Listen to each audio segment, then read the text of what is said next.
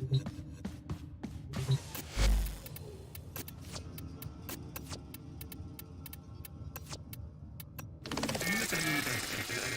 the dying days of the Orichin, with forums and promenades still blood-wet from Tenno betrayal, a colossal sentient descended upon ancient Ur, falling from distant stars to deliver upon Orichin a terrible and final ruin. Tower upon tower fell to its weapons, but one withstood, the Tower of the Unum. The Tenno scattered, but one remained, Gara. She and the Unum, inseparable. The Unum, lodestone of our people, and subject of 100 stories herself. The sentient was a deformed creature, twisted and massive, sent from some dark fold of distant space. A warped thing wounded by daylight. By night it was a terror, felling tower after tower, citadel after citadel. But by day it hid, blinded and pained. It was during the day that Gara roamed, yearning to strike it from creation while it cowered, weakened and blind, to safeguard her beloved Unum. But never could Gara find it.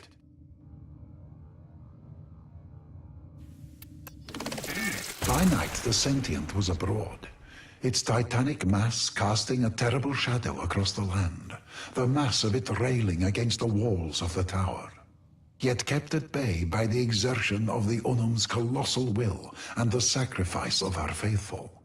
But such exertions could not be maintained forever. Gara yearned to strike out, to lash and tear at the monstrosity that threatened her love, but the Unum forbade it. At night the sentient was at the height of its power, and Gara's light would make her the most tempting of targets to a creature of such profound darkness. Gara's death would be certain. No, a different strategy was required.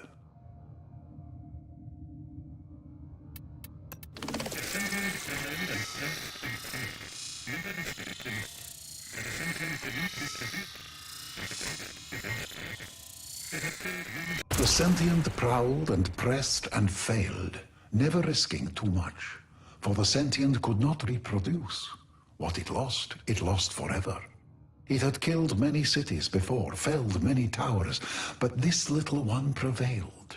Why, it pondered in many voices, was that?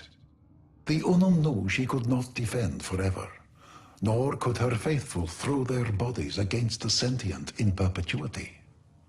So she gave her followers some of her blood, her refined temple kuva, and they in turn gave it to the animals of the land. And the animals became an extension of her, and she became an extension of them.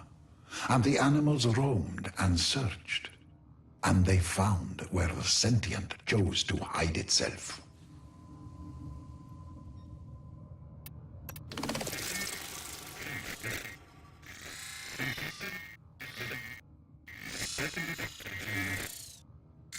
The sentient sensed this subterfuge, and capturing one of the Unum's animals, opened it up for examination. And what little of the Unum that was present there lit the sentient's mind like the dark star from which it had fallen.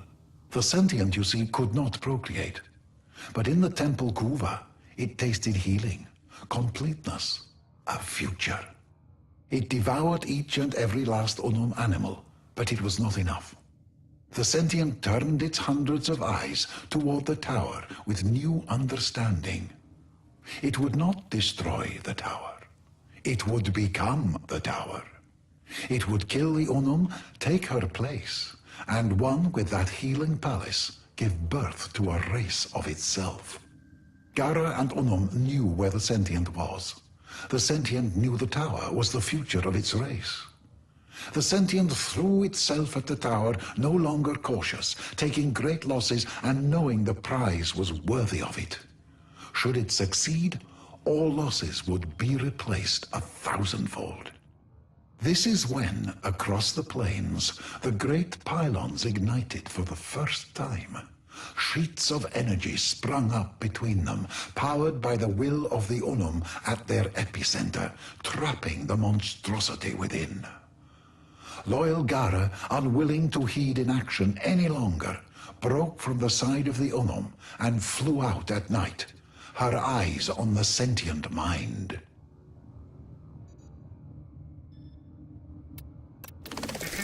The sentient, torn between its most coveted prize and the mortal threat, broke from the tower and turned back on itself to defend itself from noble Gara. But Gara's eyes were not for the sentient, but for the glittering man-sized device resting just beyond the gates. It had not been there before, but it was there now. It swatted Gara from the sky, drew it to herself, meaning to end her life there and then. The battle was terrible. Gara sustained injuries she would not survive. But in her final moments, brave Gara seized upon the device her beloved Unum had crafted, seized it to her breast, and allowed the sentient to draw her in one final time.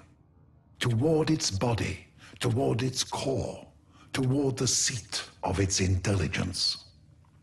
From within, the sentient unfurled myriad feelers, probes, tendrils, viciously toothed and made for killing. They swept toward Gara violently, and the glass warrior made no defense. Her defense was her final attack. The device detonated, and the Unum cried out as night lit as day. The battle, the terror, was ended. The tower wall shook. The sentient's body shuddered, racked by a cacophonous energy.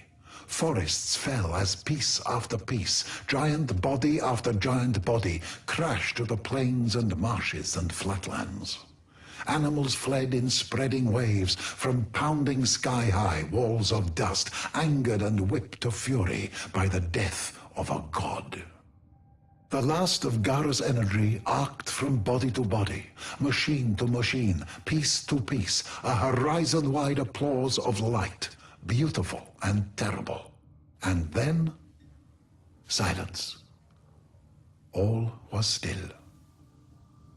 The Unum's adherents wandered through the haze, calling for one another, lost in a miasma. Husbands seizing onto wives, children onto parents. It was over. Gara was never seen again. The sentients then became as they are now, senseless, wandering, yearning for a unity they sense more than remember. And the Unum? The Unum survived, alone, for centuries. Until today, when you stand here reading this. This is Onko, Sita's archivist, with my translation of the Gara legend.